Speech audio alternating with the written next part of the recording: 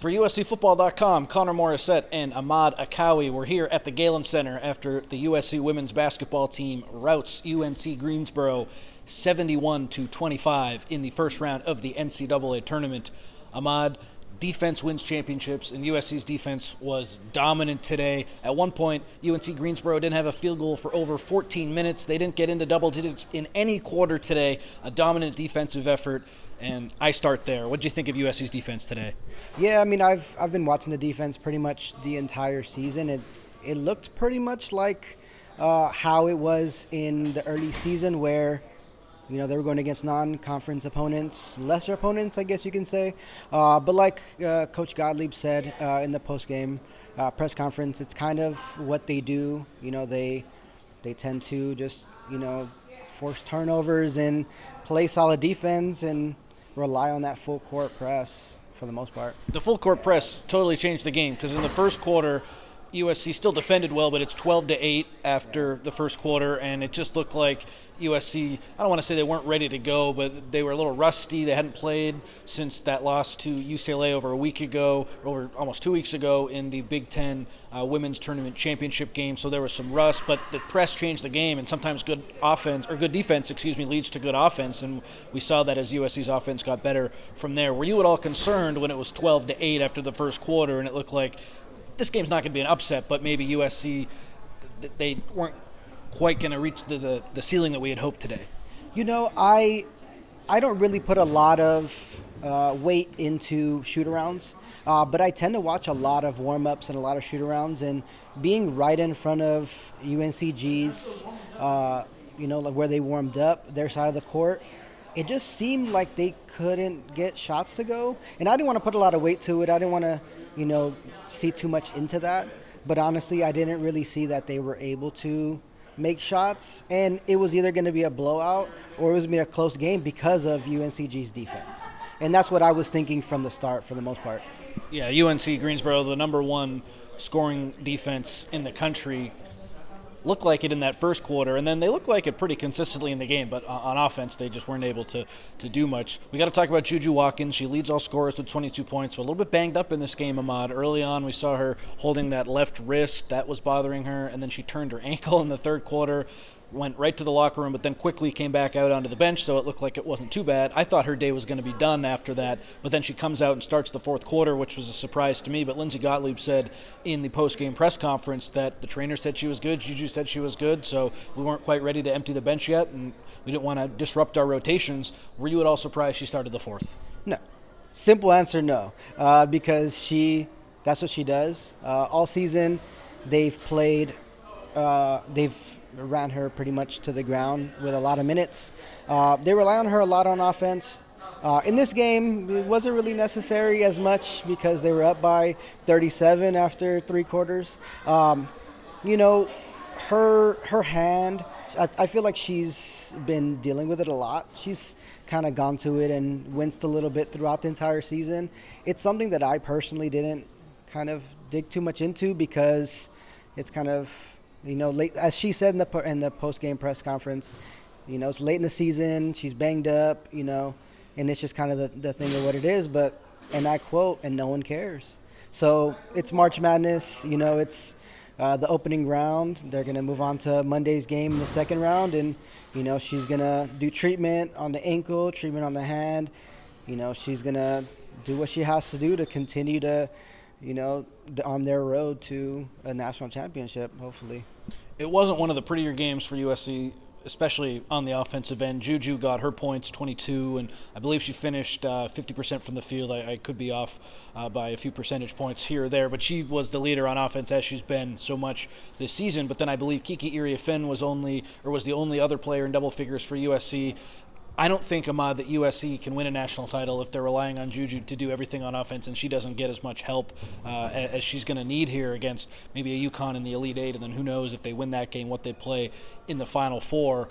I wanted to see a little bit more from the offense today, but when you win 71-25, you can't really have too many nitpicks. But just looking ahead, like what happened in that Big Ten championship game, so I guess looking behind first, but taking what's happened and then looking ahead, like they just kind of shut down on offense in the second half, and then today they didn't get off to a good start offensively.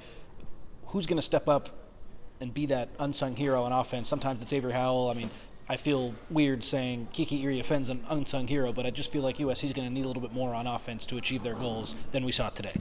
Yeah, Kiki is definitely the number 2 option. They kind of rely on a lot of, when someone is hot, they go to them, but they get a lot of little spurts of contributions from a lot of different people.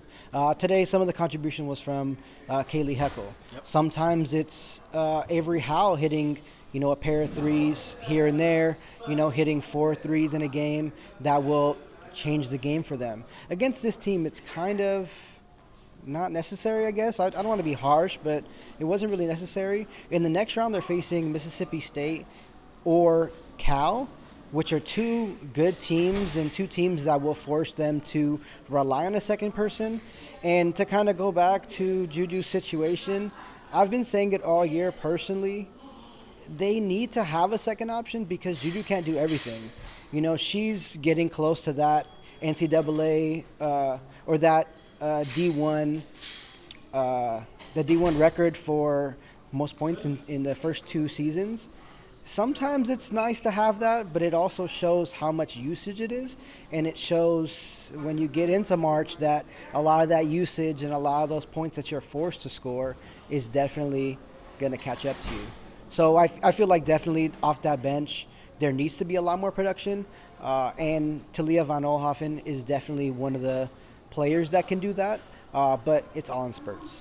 It's a team effort. Talia van Oelhoffen can be someone who can hit threes. Kennedy Smith, her jump shot's been a little inconsistent lately after it looked like she found her groove in the middle of the season. So these players, I agree with you, Juju's going to need some help, so we'll see what happens there. Before we move on to just the future and what the rest of this tournament looks like for USC, any other takeaways from you today, Ahmad? I thought Rhea Marshall on the defensive end looked really good, 7 blocks from her.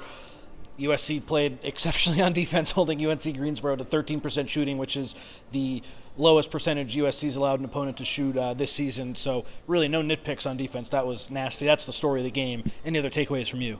Yeah, I mean, I feel like the fact that they're able to force a lot of turnovers is huge. They have to get the turnovers down. They can't turn the ball over. Kiki Iriafen, in the first quarter, the first half, had 3 turnovers by herself. That's a pretty big stat for me because she was kind of forcing the ball a little bit. I think she had 6 to end the game. Yeah, so that is not a great thing from your big. I don't want to nitpick and, talk about too much of that. When it comes from a guard, a point guard, Juju Watkins is pretty she turns the ball over a lot. I don't want to kind of nitpick on that, but forcing the ball does nothing for anybody. And one of the things that they need to do is learn how to take a shot when they're wide open and not continue to look for another shot. Kennedy Smith did it on a few occasions. Rhea Marshall was open at the top of the key. She's able to hit that shot. Contrary to what people believe, she can hit that shot. Maybe not as consistent as Kiki Iriafen, but she's able to hit that shot, and she needs to do that. So those are kind of my 2 takeaways, a little bit here and there. Turnovers were another problem today for USC, and that's sort of been a common theme, so we'll see if they can tighten that up. We can close with this. So you mentioned it. Mississippi State, the 9 seed, they're going to play Cal, the number 8 seed, right here at the Galen Center. Tip-off's going to be any minute here while we're recording this, and USC will get the winner of that game on Monday. Looking across the bracket, Kentucky squeaked by in their opening round game. They're the number 4 seed. Kansas State won by, I think, 20 points. They're the 5 seed. It's tough to say what exactly that means, but maybe Kansas State looks like the better team right now, who USC could potentially play in the Sweet 16 if they beat Cal or Mississippi State. But on the other side of the bracket, Ahmad, UConn, the Huskies, Lindsey Gottlieb said that she felt like USC was disrespected by their seeding.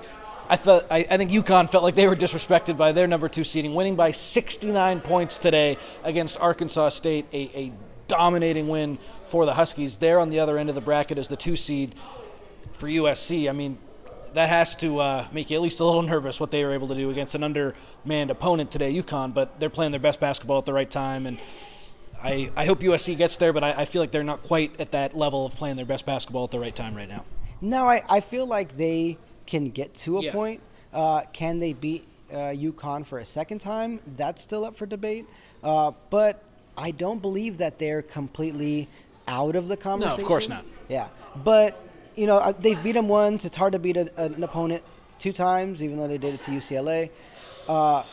It's kind of a situation where the better of the two might be, facing Kentucky first and being challenged by, a great guard who's able to score at will in Georgia Amore. Facing Kansas State, you have a great forward. So it's kind of a give or take depending on what you want to see in an opponent. But at the end of the day, a road to the Final Four is going through UConn, unless barring something happening. I don't want to put too much into UConn's win. Arkansas State was okay. Not a great team. So, beating them by a lot. If USC's offense was clicking on all levels, they probably might have won by 60 plus, whatever it was. But at the end of the day, it is what it is, and they're able to empty the bench, and it works out that way. So, we move on from there and go to the second round.